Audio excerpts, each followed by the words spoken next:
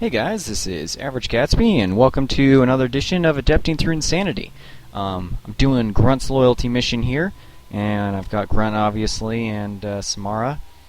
And anyway, I'll just get right into it. I'm going to start off by saying right away there's going to be a lot of shooting in this video. And part of that is because I really like squad incendiary ammo, and I use that pretty extensively in this mission. It's the first ability that I give Grunt, even though I rarely use him. And everyone is going to be using throughout the mission the Vindicator battle rifle, and that is just because I really wanted that damage against a single target. The enemies in this level are very path driven. And so I knew that there were certain spots where I could just sort of set up and shoot. So notice right here, I had the feeling, although it didn't happen, that I was going to get swarmed by varren. So I just chucked a singularity down and stood in the middle of it. That's a strategy. It's not going to keep the varren off of you for very long, but it will keep them off of you just long enough so that you have time to reload or have time for one of your squad mates' abilities to cool down. I brought Samara with me for her reeve. I believe she has area reeve, and, which I am using. I'm not really pausing too much this video, just because I had some requests not to so much, so not pausing a whole lot. But yeah, just sort of focusing on one of the paths for the varren, trying to get them to all come up that staircase. If you notice, you'll see that the varren are appearing on the left side of the map as well, but because I'm standing, or was standing down at the bottom of that staircase, and because Grunt was over there, the varren didn't go around and try to flank me. The varren are on a path that they pick whatever path is the most direct for you to get to you. So if you're standing down the staircase and then walk back up the staircase, you can very easily have all the varren essentially try to run up that staircase. As you can see, I'm focusing one target at a time, using warp to take their armor, and then finishing him off with my rifle. And if need be, I throw down a singularity if I think things are getting close. Or you also notice if it's just one target, I am throwing out throws sometimes. You'll see me use throw occasionally. I also have Samara has throw, and Grunt has concussive shot. So right there, it was getting a little bit intense.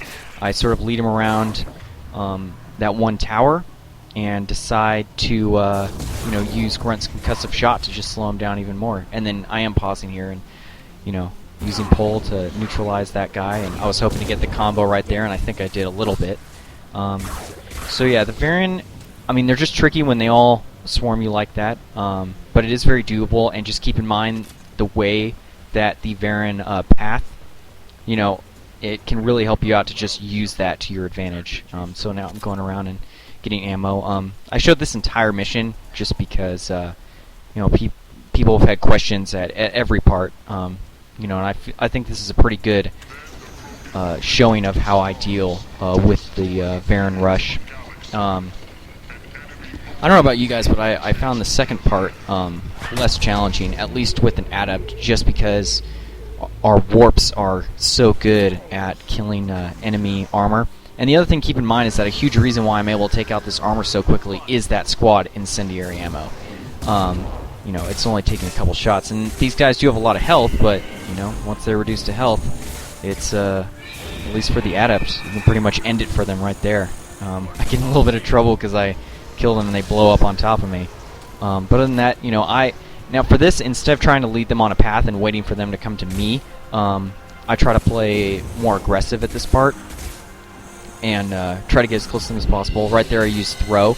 I find that throw is really helpful because these enemies' falling animation is actually longer than it takes for your throw to recharge. See, falls over. It takes them almost 3.5, maybe even 4 seconds before they get back up again after being hit by a throw. And throw at this point, I've got max passive ability, so I have less cooldown there, and I have the upgrade. Throw's taking me 2 seconds or less to come back. So it's very easy for me to just throw out throws, and I am using a heavy throw at this point, not area. Area might even be more effective on these units. And then as you see, as soon as they get trapped, I throw them, put them in the singularity, and I don't know if I can't confirm this, but if it looks as though if these enemies get pushed up into the air by your singularity up a certain height, that they'll actually just explode automatically. Kind of like the instant kill with the Geth, except they have to get to a certain point. It could just be my allies are shooting them, but sometimes it seems like they were dying a little bit fast. So, like I said, strategy here, use throw liberally. As you can see, I just keep using throw on that guy, and I actually push him into my singularity and then finish him off. It's also important to keep in mind that when an enemy is being affected by a ragdoll type effect, which means that they're being affected by pull or by singularity and being tossed up in the air and don't have control over their own actions, that they actually take 100% more weapon damage. I believe they also take 100% more ability damage, but I'm not sure, but I know that they take 100% weapon damage. So that's just something else to keep in mind. Your shots will be far more effective if they have a pull or singularity affecting them. So that was the second section right there. And as you can see, I haven't had to bust out the heavy weapon ammo. Didn't really get too hairy right here. I did die at the first Thresher Maw attempt, so that's why you see the little edit. And I am breaking my big rule about not using heavy weapons, but I'm going to use them. Now, I don't really have them that upgraded. I've only got 13 rounds for my grenade launcher, but I'm using the grenade launcher, so I clear the Thresher Maw in, I believe, about maybe 2 minutes and 45 seconds, and I don't really know how much this grenade launcher takes off his health, but it definitely doesn't take off more than half. So this is definitely doable if you don't have any heavy weapon with you. I was going to do it, but this video would have been just way too long, and I really didn't want to break it up into different parts. So immediately, even though you don't see it because I'm not pausing, I am using my warp as soon as the cooldown is done. And I'm using Samara's Reeve, heavy Reeve, which does quite a bit of damage. My strategy is, well, first of all, it's important to keep in mind that Thresher Maw doesn't get hard until it starts, destroying that cover. But it's important to remember that there are certain cover spots that are indestructible. If it looks like there's concrete around it, that is not a destructible barrier. So like right here, this is destructible, and it goes down pretty easily. And I was just hiding. I wasn't, trying to stay hidden from it right there. I just wanted to make sure I didn't get hit from the first blast with the, with whatever his spit is, because I would have died right there. Squad incendiary ammo is really helpful at this part. I usually don't really talk about my ammo powers too much because I don't really like to shoot,